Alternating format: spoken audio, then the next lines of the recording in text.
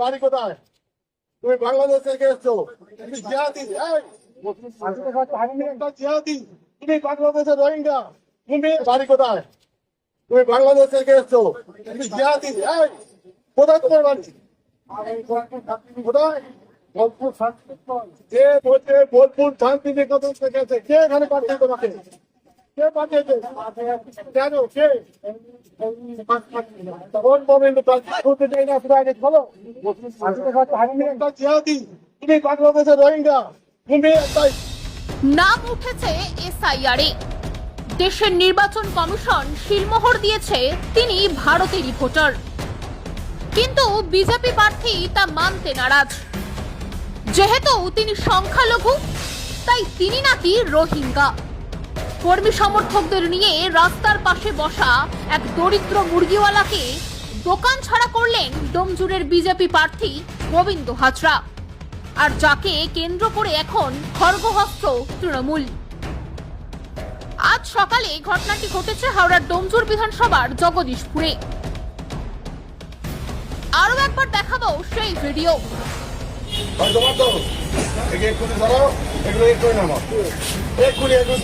কোথায় যাবে জানি না। কে বলছে তোমাকে? কে ক্ষমতা দিয়েছে তোমাকে? এক্ষুনি বার করো। কোথা বাড়ি তোমার? তুমি জিহাদি, এখানে করছো। তুমি তৃণমূলের বইটা বাড়িতে তোমাকে নিয়ে আসছে না?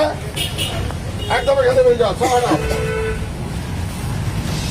এই কোনো ছেলে কোনো স্লোগান দিতে হবে না। তাড়াতাড়ি এত এখান থেকে সবাই কোথাও নিয়ে যাবে? এই পাল্লাটা না দেখছো ভাই। এই ছাতাটা ছাতাটা আগে খোলো।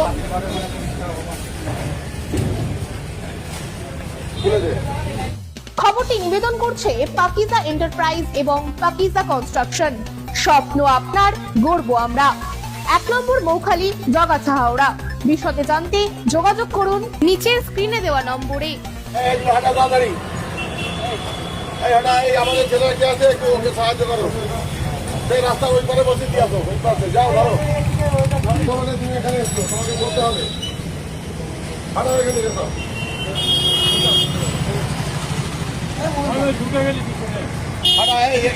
ধরতে হয়েছে না আমরা করতে পারি। হাঁটা হাঁটা ভাই, হাঁটা হাঁটা হাঁটা।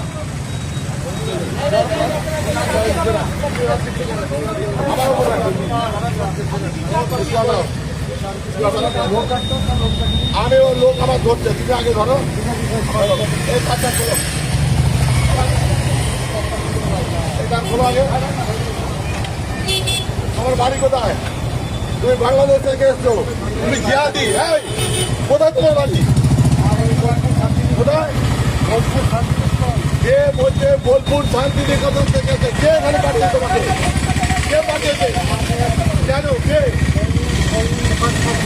কোন মোমেন্টে করতে চাই না? তুমি আগে খোলো। তুমি একটা জিহাদি, তুমি বাংলাদেশের রোহিঙ্গা। তুমি একটা হিন্দু, সনাতনী হিন্দু। তুমি এইখানে দখল করে মুরগি কাটার ঘর করেছো। এত বড় স্পর্ধা তোমার। দেখো, আজকের ডোমজুড়ের যে ঘটনা, এই ঘটনা কিন্তু বিরোধীরা প্রশ্ন তুলছে একেবারেই পশ্চিমবঙ্গের জন্য। এই ঘটনা কিন্তু অশুভ সংকেত। কারণ তোমার মনে থাকবে যে গত কয়েক মাস আগে ব্রিগেডে যে লক্ষ্যকণ্ঠে গীতা পাঠের অনুষ্ঠানে একজন প্যাটিস বিক্রেতাকে যেভাবে হেনস্থা করা হয়েছিল, আজও কিন্তু সেই ঘটনা ঘটলো একেবারে ডোমজুড় বিধানসভায়। একজন সাধারণ ক্ষুদ্র ব্যবসায়ী, একজন মাংস বিক্রেতা, তাকে যেভাবে ডোমজুড় বিধানসভার প্রার্থী যেভাবে তাকে একেবারে বাংলাদেশি রোহিঙ্গা বলে দাগিয়ে দিলেন। হোসেন তিনি লাভপুর বিধানসভার স্থায়ী বাসিন্দা এবং লাভপুর বিধানসভার কিন্তু তিনি ভোটার। শুধু তিনি নন, তার বাপ ঠাকুরদা থেকে শুরু করে তার 14 পুরুষ কিন্তু এই পশ্চিমবঙ্গেরই নাগরিক।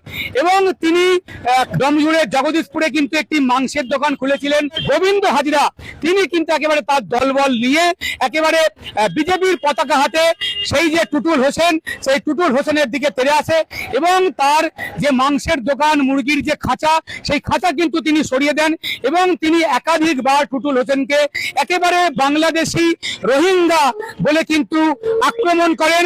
রীতিমতো টুটুল হোসেন কিন্তু আতঙ্কে রয়েছেন, কারণ তিনি বছর ধরে কিন্তু তিনি ভোট দিয়ে আসছেন, তার পরিবার ভোট দিয়ে আসছেন। এই ঘটনায় একেবারে চাঞ্চল্য ছড়িয়েছে এলাকায়।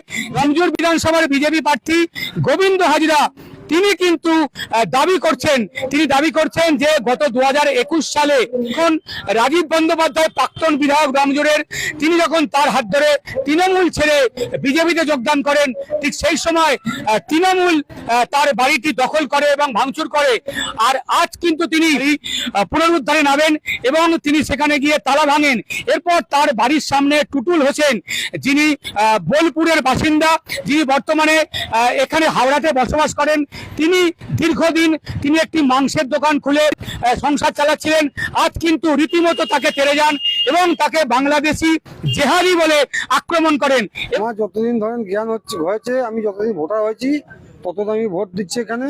আমার বাপ দাদা 7 পুস্তক এখানে আছে, কোনো অসুবিধা নাই। আমাদের সবারই মানে ভোটার লিস্টে নাম এসছে, প্রথম চান্সে নাম এসছে, আমার পুরো পরিবারের নাম আছে।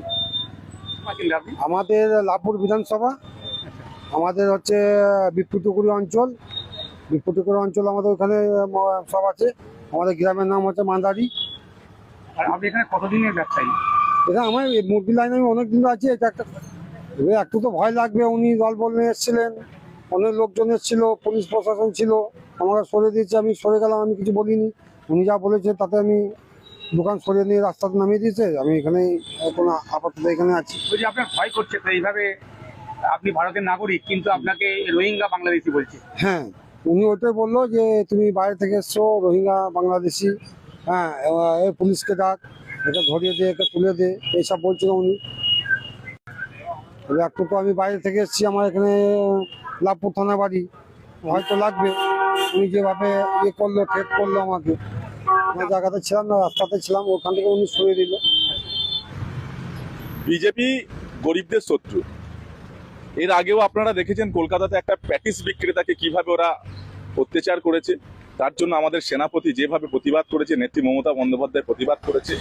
এরা বাঙালি মানুষকে সহ্য করতে পারছে না, এরা বাঙালির কালচারকে সহ্য করতে পারছে না। একটা গরিব ফুটপাতে খেটে খাওয়া মানুষ, তাকে যদি ও তুলে দেয়, বিজেপির প্রার্থী যিনি হয়েছেন, আগামী দিনে ওরা ক্ষমতা এলে কি হবে বুঝতে পারছেন? ডোমজুর বিধানসভায় মাটি নেই, প্রচার করতে পারছে না।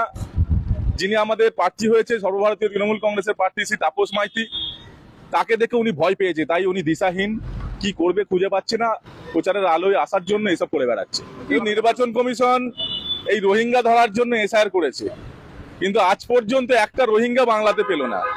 তারা নির্বাচন কমিশনারকে দিয়ে, গণেশ কুমারকে দিয়ে ওরা রোহিঙ্গা খুঁজে খুঁজে বেড়াচ্ছে, এখনো পর্যন্ত একটা রোহিঙ্গা বেরোয়নি। অথচ মানুষ বেঁচে আছে, তাকে মৃত ঘোষণা করে দিচ্ছে। আগামী দিনে বুঝতে পারবেন বাংলার মানুষ, তাদের মুখের উপরে জবাব দেবে। আগামী 4 মে যেদিন ব্যালট খুলবে, সেদিন বিজেপির উত্তরটা সেদিনই দেওয়া হবে। মোটেও না, আমরা সমর্থন করি না। আমি তো এর আগেও বললাম, এখনো বলছি, এরা বাঙালি বিরোধী।